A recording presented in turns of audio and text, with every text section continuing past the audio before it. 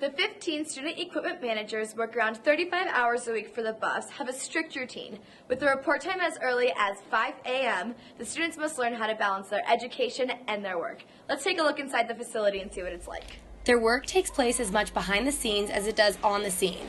All the managers attend daily practices and games, which include traveling with the team. Their practice duties are completely hands-on. Game days, home or away, consist of an arrival time 6 hours before kickoff.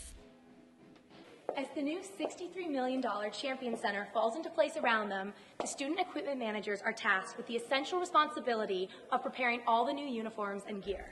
They begin the rigorous packing and setting up routine for all the players and staff gear, as well as the football's tools and coach comm system, which is the communication system the coaches use during the games to call plays. When the games are over, the student equipment managers are the last people to leave. It's pretty easy to work with. I mean, we have class from 12 till probably 4 every single day, and we get first priority on choosing classes, so our schedule works with football. During the games, these students act as ball boys or girls, hold up personal cards for defense, and overall make sure the equipment is functioning properly. The new equipment room that the program moved into just this fall has tripled in size, making their work more efficient because it neighbors the locker rooms, field, and training room directly.